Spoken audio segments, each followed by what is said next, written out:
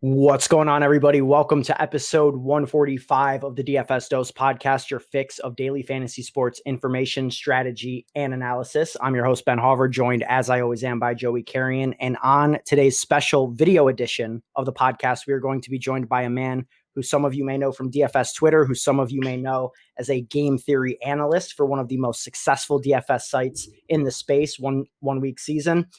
Yes, today we are joined by Hillo FF. Hillo, buddy, how you doing?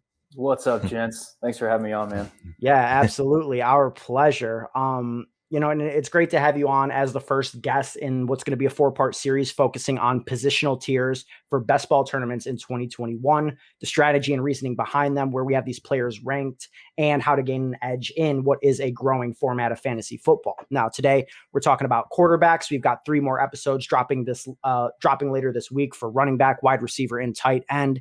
If you're new to the podcast and like what you hear, or maybe you're just catching us on YouTube for the first time, you can support by subscribing on whatever podcast platform you use, subscribing to the YouTube channel where we stream weekly and produce content all week, every week. But boys, enough intro. Let's get right into what the people want to hear, some fantasy talk. And the thesis of this tiers article that we're basing these videos on is that, specifically in large field best ball tournaments, DraftKings, underdogs, underdog drafters, FFPC, wherever you play, in my opinion, we want to be looking at the way that players contribute to your roster more so than where you're ranking the players. We're not looking at median projections. We're looking at ranges of outcomes. And let's start with the top of the tier. We've got 5 players in our first tier: Patrick Mahomes, Dak Prescott, Josh Allen, Lamar Jackson, and Kyler Murray. Do you guys agree that this is the top tier of quarterbacks? Is anybody missing from this list? How are you guys feeling? So I do agree with this tier, and I'll preface that by saying I agree with a lot of your tiers, Ben. So we're pretty much hand in hand in terms of quarterbacks, and I do think these are the guys that realistically have overall QB1 upside for 2021. They have the rushing floor that we want in our quarterbacks in fantasy, and they have the passing upside as well, I think. So I would definitely agree. These are my top 5 as well if I had to rank it. How are you feeling about these, Hillo? Yeah, I mean, in a vacuum, these are the top guys. One guy that jumps out at me who is the likeliest of these 5 to fall out of that is probably Dak Prescott. You talk about rushing upside, the floor that brings to the table. We don't really know what that's going to be with Dak coming off that gruesome ankle injury. So especially for this year, likely, and we know that the dynamics of that team, that they're a heavy rush offense in the red zone. So, inside the 10, inside the 5, extremely high rush rates. I could see that continuing this year, particularly with the injury Dak Prescott's coming off. So if there's anybody that's going to fall out of that tier for me, it's likely going to be Dak. And I probably will leverage that a little bit utilizing game theory when I'm drafting here this year. And how would you be utilizing that? Are you going to be fading him, taking a lower ownership stake compared to the other 4 or 5 guys in this tier? Yeah, I'll probably drop my ownership down to between the 3 to 5% range as opposed to 8.3 standard per the field. All right. So my question with this tier, we know why these guys are great, right? These are the consensus top 5. There isn't going to be too much disagreement in terms of, people around the fantasy business talking about it. But the question I want to ask is, does Patrick Mahomes deserve to be the undeniable number 1 QB the way that he's regarded? Is his weekly ceiling actually high enough to be justifiably picked 11, 15, 20 picks higher than the rest of these guys? Because in terms of ADP, you look at, on Underdog, he's going in the top 35. The rest of these guys are in the 45 to 50 range. So we're talking about at least a full round higher to get Mahomes. And he's, realistically the one with the lowest rushing floor. Yeah, I mean, I definitely agree. He is the clear-cut QB1 because we've seen it over numerous seasons that he's the QB1 in real life and in fantasy. But just in terms of value, I do think you get better value if you target Josh Allen or Dak Prescott, even Kyler Murray, 1-2 rounds later, just because they present that similar upside that Patrick Mahomes has. Just in terms of boom weeks, due to their massive rushing floors, especially with Kyler Murray and Josh Allen, who scores a bunch of rushing touchdowns. So I think I would say that the better values are Kyler, Josh Allen, Dak, etc. I agree with that. How do you feel?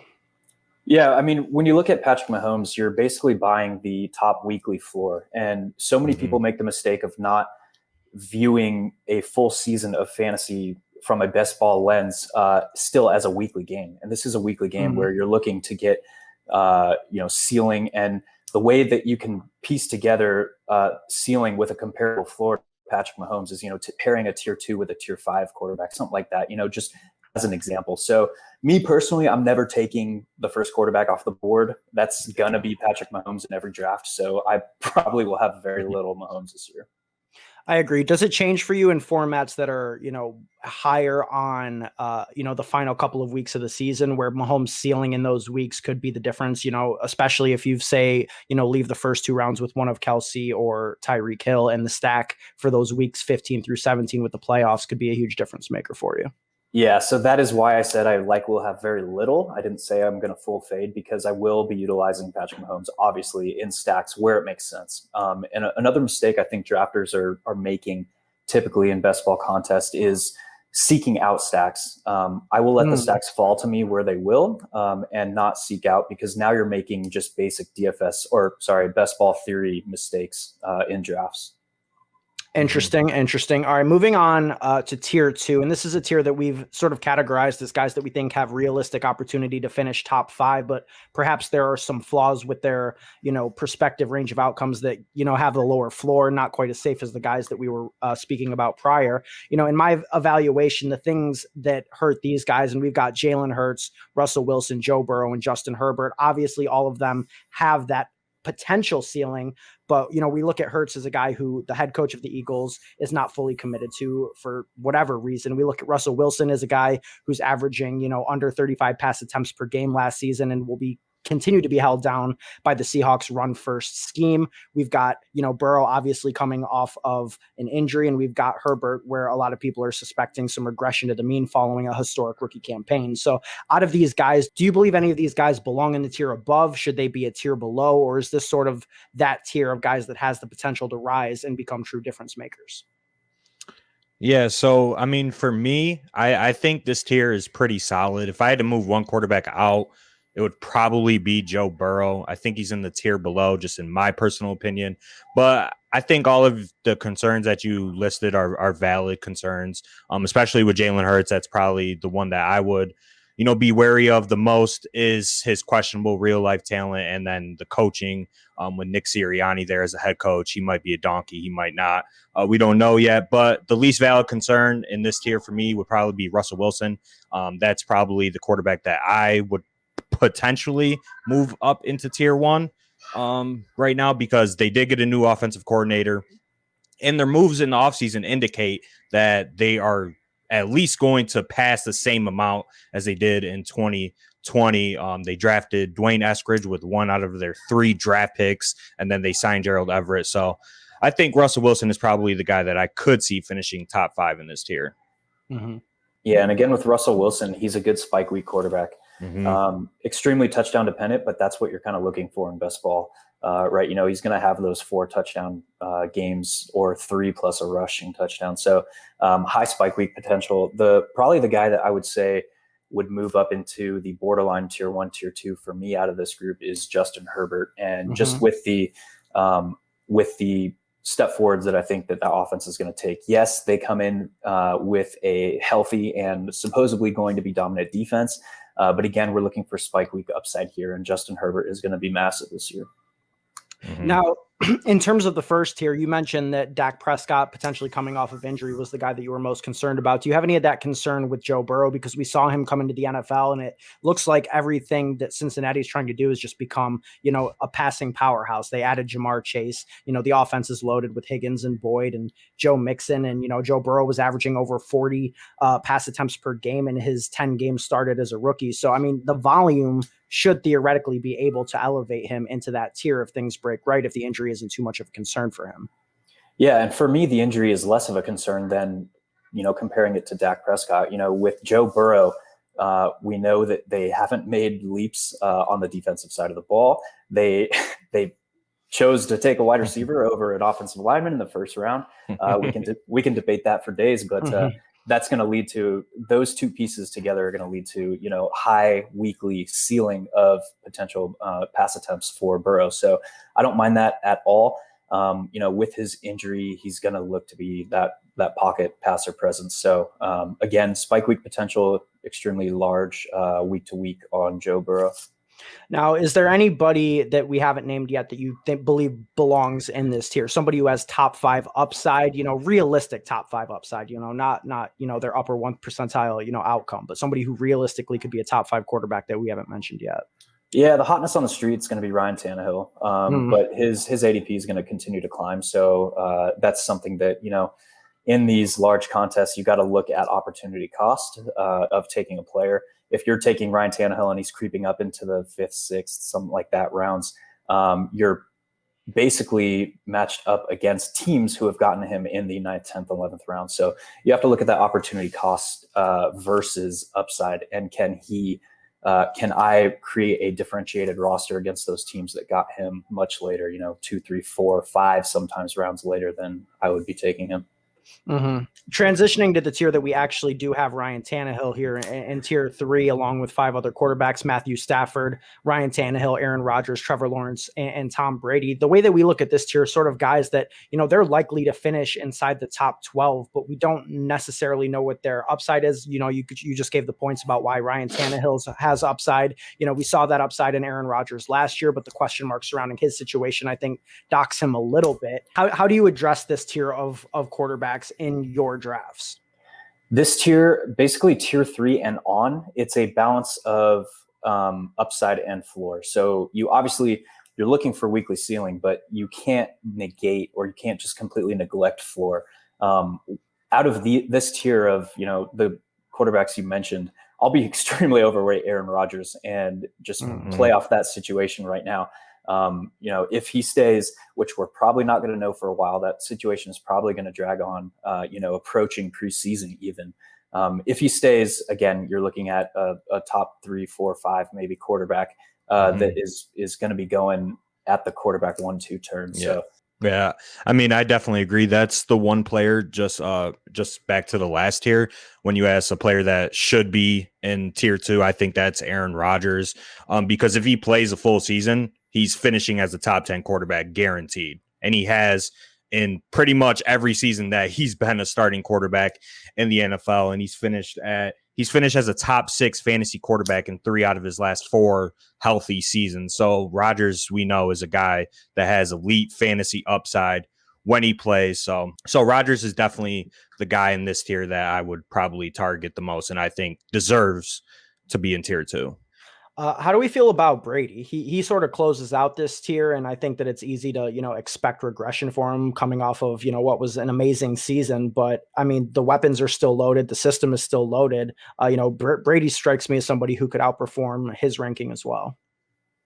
Yeah, 100%. The big thing for me there is I don't think that they're going to mess with their red zone rush pass rates much going into next season. Brady is that offense. He's going to run that offense. He's going to audible if he sees something. So that basically leads to high potential for, these 3, 4, 5, sometimes pass touchdown games.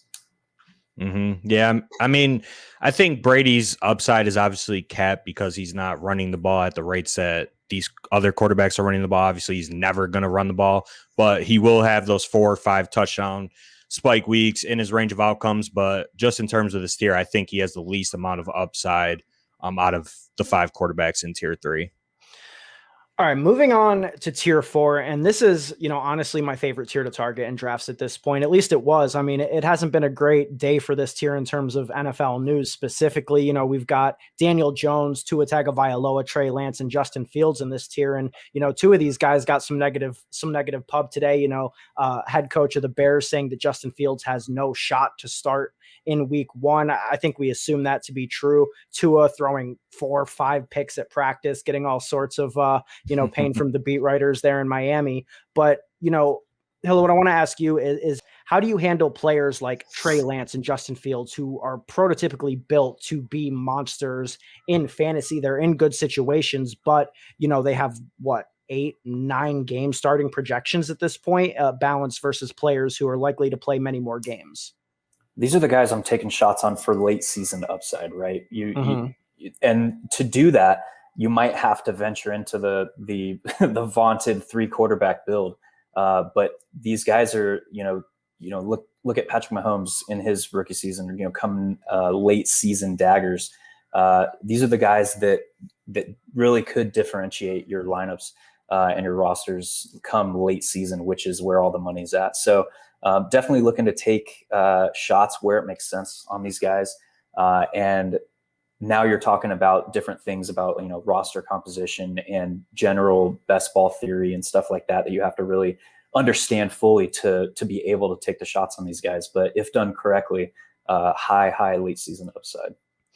How do you, I mean, the way that I look at this, sometimes these are the guys that I tend to take when I start off my draft with somebody from tier one. Mhm. When I think that, what is the point of taking a Kirk Cousins, Baker Mayfield type when I've got Dak Prescott? How often are these guys going to actually outscore Dak on a weekly basis, or Josh Allen or whomever, Lamar? But these guys have that potential, especially late in the season. It's just sort of, I guess, lowering your floor for the first 8 games. How do you balance sort of that thought process? There's 2 different ways to think of that. And the way that I choose to approach that mindset is to think of all of your rosters that you've built in a best ball contest as one big portfolio. Mm-hmm. And that will allow you to basically not negate floor, but pay more attention to ceiling on individual rosters, which is what you're shooting for with these, top heavy payout mass field, contests that are running these days. So I guess to answer that question is I'll be looking to embrace a little bit more variance when I take these quarterbacks to try and catch that lightning in a bottle. If they don't start, the starter in front of them goes down in the first 4 weeks and they're playing, now with the increased season, they're playing 12 full games or 13 even full games. Those are the rosters that are really going to look different than the others in the field. Mm-hmm. Joey, how do you feel about this tier? I mean, this for me would probably be the tier that I disagree with the most. I disagree with Daniel Jones being at number 15 or in this tier at all. I mean, he has 39 turnovers in his first 2 seasons. He's been inconsistent. I personally, this is just an opinion, no fact based. I think he's a terrible quarterback. I think he was overdrafted. I'm staying away from Daniel Jones, but I know you're kind of high on him. So I would probably have him 1 or 2 tiers below. Justin Fields and Trey Lance, I've been drafting them, and I think they are good draft picks, especially if you're taking them as your quarterback 3s. And I do like taking them as your quarterback 2s, as you mentioned, if you're going with Dak or Mahomes, because, how many times in a 17-game season are they going to realistically score more than those top quarterbacks? So I don't mind that, but we'll get into it in the next tier. But they're the two quarterbacks in your next tier are the 2 quarterbacks that I would have in this tier above Daniel Jones and Tua. What did Daniel Jones ever do to you? Maybe I was just too high on him, and he burned me in 2020, and he burned a lot of people. So he did. And look, I get it. Jason Garrett, right? He's a clear-cut obstacle, but we're still talking about the quarterback, behind a team that has one of the most loaded offenses in the league. Yeah. Kenny Galladay, Shepard, Slayton, Ingram, Saquon Barkley, who's still only age 24, and Jones has rushing appeal. I know people like to just clown him for busting his ass on that 80-yard would-be touchdown. Yeah. Great gif, love it myself. But, even without that, Jones was averaging 4.6 rush attempts per game. That's solid as a quarterback that you're getting where you're getting him. You don't have to take him as the QB 15. That's just where I personally have him based on upside. I don't know. I think he absolutely belongs in this tier. How do you feel about Daniel Jones? Yeah, that's funny you bring that particular play up, because that trip, the phantom trip, cost me a couple of bands in DFL. That was story. Pain. I had Daniel Jones at like 3.4% that week. It was insane. But yeah, anyway, I like his weekly upside in all honesty. The realistic chances of, him seeing the 4 to 6 spike weeks that you need out of a quarterback in this tier, we can debate that. But I don't mind taking shots on Daniel Jones where it makes sense. And a little bit of game theory here. If I'm taking Daniel Jones, I'm probably only taking him on 2 quarterback builds. And the reason being, if he's going to outperform his ADP, the rosters that do take Daniel Jones are likely going to be 3 quarterback rosters. So a little bit of differentiation there. Yeah, I like that point. Yeah, I could definitely see it, and especially just from the team environment. Like in theory, yes, he should succeed with all of the talent around him. But like I said, I just personally believe he's a bad quarterback, and I think this is the biggest ADP difference on Underdog. You have him ranked at QB 15. I know it's a tier. On Underdog, he's going as a QB 23. There's actually one that I have a little bit more of a gap in. We'll get to that shortly, but getting into tier 5, this is a tier that I just call unexciting. I think that these are guys that don't necessarily have much they don't have massive ceilings. They don't excite me to draft them, but I do think that they are unquestionably 17 game starters, which definitely has value in these formats. Matt Ryan, Kirk Cousins, Carson Wentz, Sam Darnold, who's a guy that I desperately want to move up. I just can't justify it yet. Baker Mayfield, Zach Wilson, Jared Goff, Ben Roethlisberger, and Derek Carr. What are your thoughts on this tier of guys, the unexciting group, as I call them? Yeah, so just what I was saying a couple minutes ago, I think Matt Ryan and Kirk Cousins deserve to be in the tier above this, and then I would replace that with Daniel Jones and Tua, bump them down to this tier. Matt Ryan and Kirk Cousins both finished as QB1s. Kirk was a QB11, Matt Ryan was a QB12 last year. And I just think that with their weekly floors, which I think are higher than obviously Trey Lance, Justin Fields, Daniel Jones, I think that just deserves for them to be moved up. I would have them moved up in my tiers. And I think the upside is there with Matt Ryan. I think he's a candidate to lead the NFL in pass attempts or at least be top 5. The Falcons defense is horrendous. They really did nothing to even address that side of the ball. I know they lost Julio Jones, but they added Kyle Pitts, generational talent that a lot of people are high on. So I'm not too worried about Matt Ryan. He's still a guy that I would much rather have than Tua and Daniel Jones. And then Kirk Cousins, I know he gets some hate, but he hasn't been a bad fantasy quarterback, and he wasn't bad last year. He had a 34-point game. He had multiple games with 25 plus. I think that it's kind of disrespectful to have them below Daniel Jones and Tua. I mean, the result, if you're looking at the past results with Matt Ryan, especially like over the last 5 seasons and points per game, he's been 14, 10, 23, and he has 2 finishes inside the top 2. So I get it. But I think that they, if you look at the Falcons from just sort of a team perspective, they're a Calvin Ridley injury away from being like the worst personnel in the league on offense. No, that is true. That is true. What are your thoughts on this tier?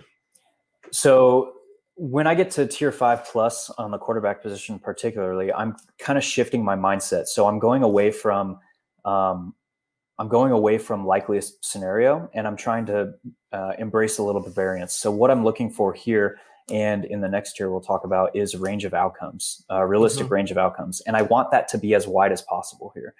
So I want the guys who, if they, for whatever reason, can throw 4 to 6 spike weeks in there. So the guys for me out of this tier that have the wide range of outcomes are Matt Ryan, as previously discussed, for all the reasons that were already covered, and then Zach Wilson. That's a guy who, wide range of outcomes. We have no idea what that team is going to look like. We have no idea what the offense is going to look like. We have no idea how Zach Wilson's going to look, with his first taste in the NFL. But wide range of outcomes, does he have the upside? I would argue 100% with that deep ball acumen.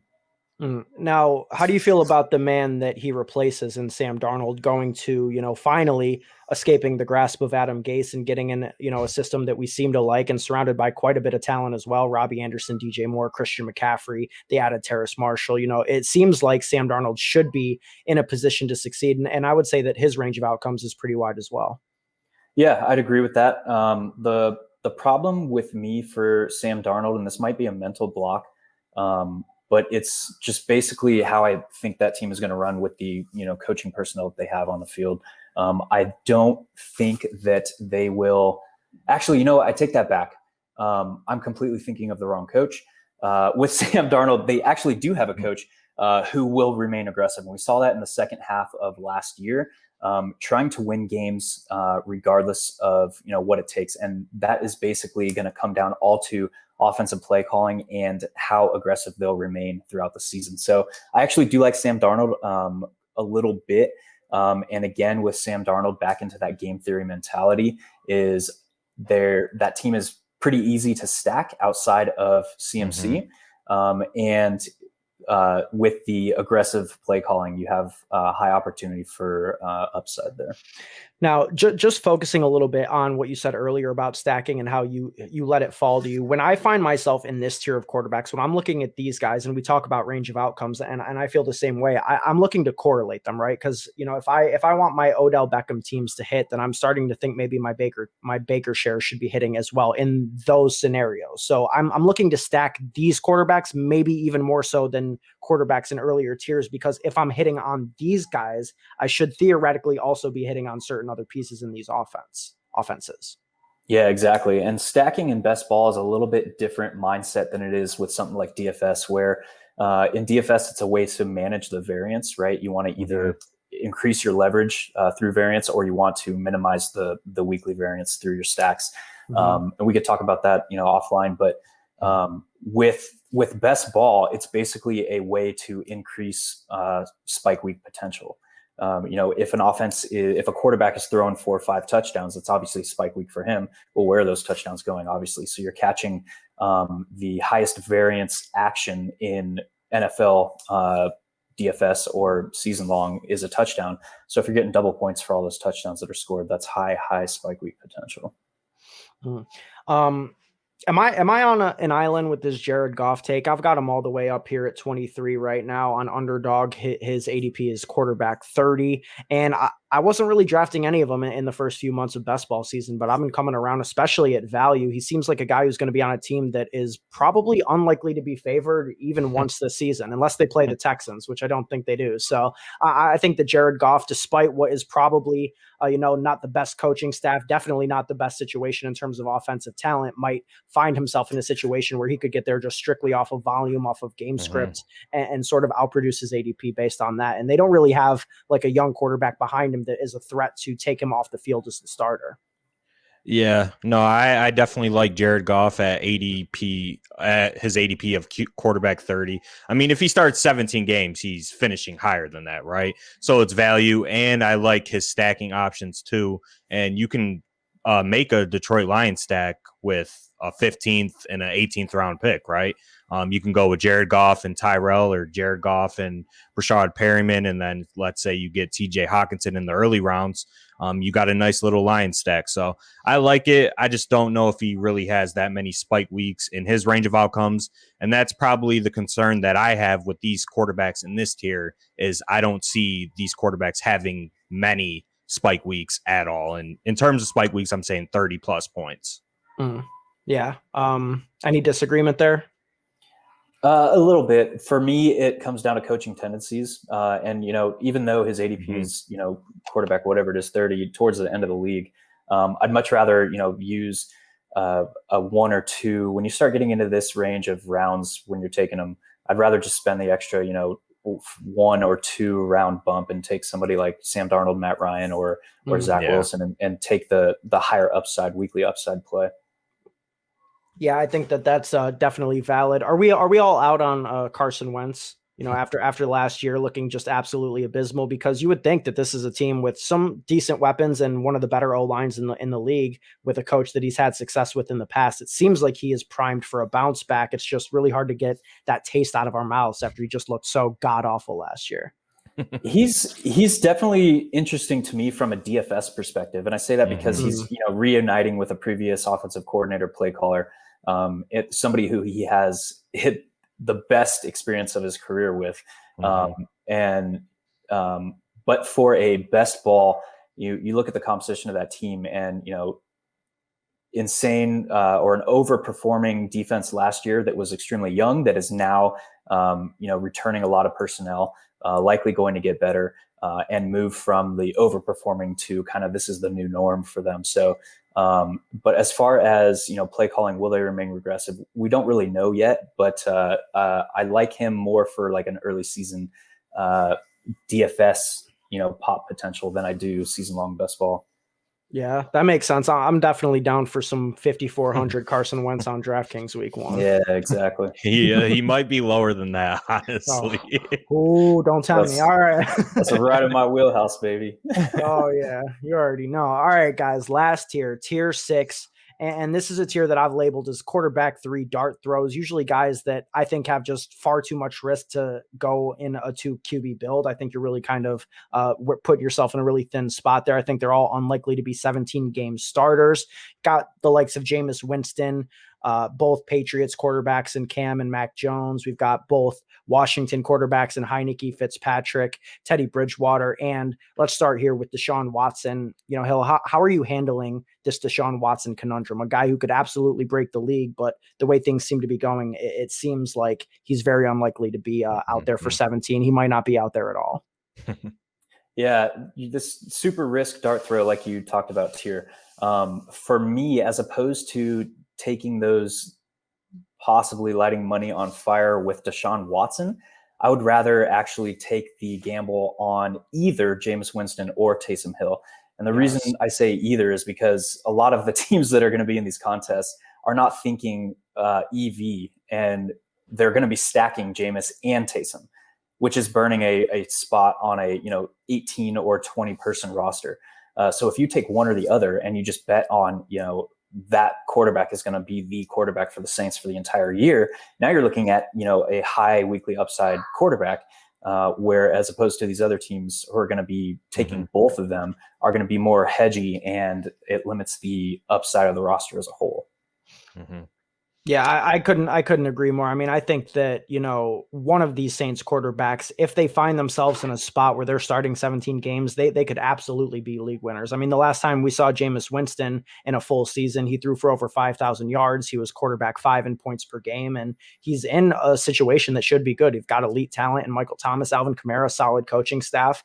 Winston's a guy that I've been taking a lot of shots on lately. I think that he has really untapped potential in the later rounds.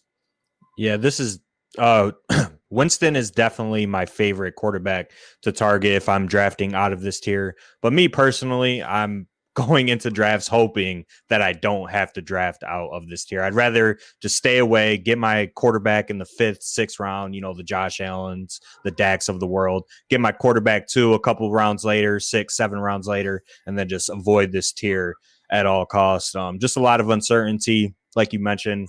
But if I had to pick one, Jameis Winston would probably be the guy to target. We've seen him have quarterback 1 upside just a couple years ago. So it would be Winston. And I mean, I'm not going to lie. I have a couple 15th, 16th round Watson shares.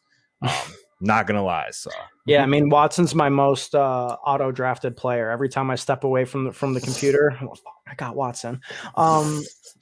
Joey, so I mean, I'll give you the chance real here. I see a little Patriots helmet in your background, a little blanket vibe going on. Which of these quarterbacks should I be looking at? Cam Newton's reportedly, what did Bill Belichick say today? Like miles ahead of where he was last year. And, he's all in support of Mac Jones. Which of these guys should we be looking at the end of drafts, or neither?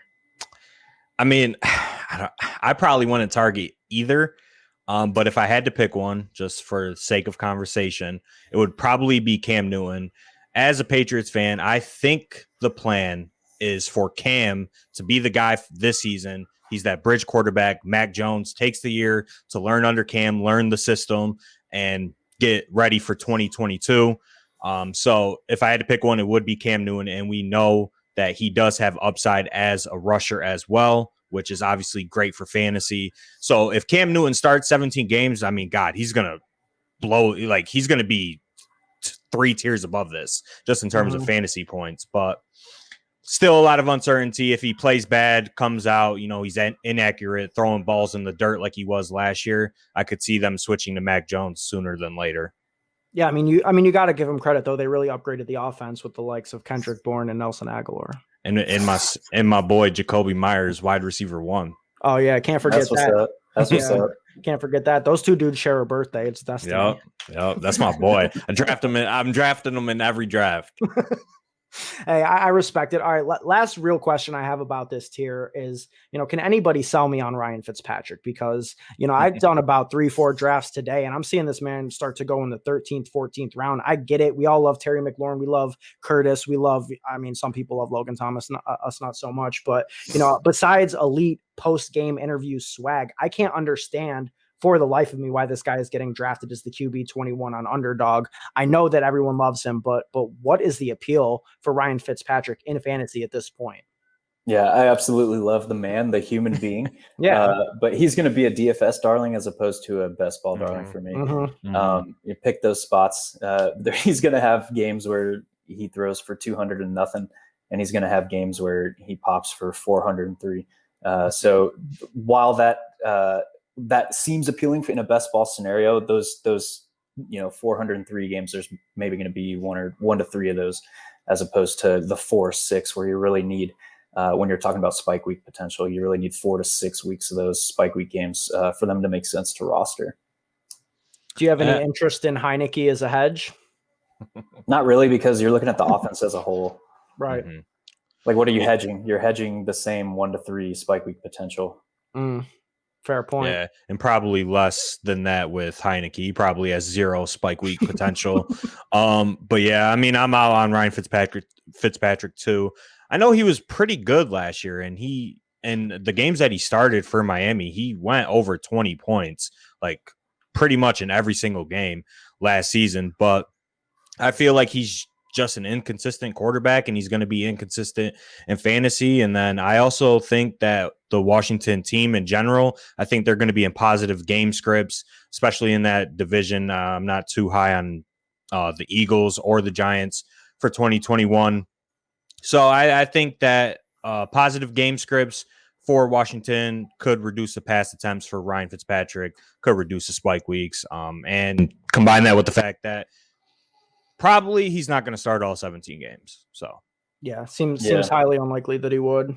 The reason I like his spike week potential in a limited sample size is basically his offensive play caller. Ron Rivera has shown extreme aggression tendencies in games. So if that's going to be the case, that's going to be something that I'm looking to capitalize early season or DFS. But again, we don't know if he's going to play a whole 17, maybe on a 3 quarterback build, but it's really more or less a wasted spot for me on a best ball team. Do either of you have any interest in either of the quarterbacks in Denver? I don't have Drew Lock ranked, and we've got Teddy in this dart throw tier, but theoretically there should be some interest, right? Cortland Sutton, Jerry Jeudy, Noah Fant, all going in the top 10 rounds, both of their running backs. People seem to be bullish on every piece of this offense except for the one that matters most. Yeah, this is one of those cases where one side of the puzzle doesn't match the other, and for me, it's the other offensive playmakers are overpriced. Everybody except Cortland Sutton, I would say, is overpriced. Interesting. Yeah. I mean, I have no interest in Teddy Two Gloves, no interest in Drew Lock. I mean, God, like just such unexciting options for Denver in fantasy and in real life. I think they just missed out on the opportunity to grab Justin Fields with that 9th pick. I mean, they went with Surtain, which is whatever. They have a great defense, a great secondary now with that addition, but they missed out big time. Yeah, as well as the potential for the Aaron Rodgers acquisition. Does anybody have any other notes that they want to get across on quarterback before we close out this show? No, I'm good.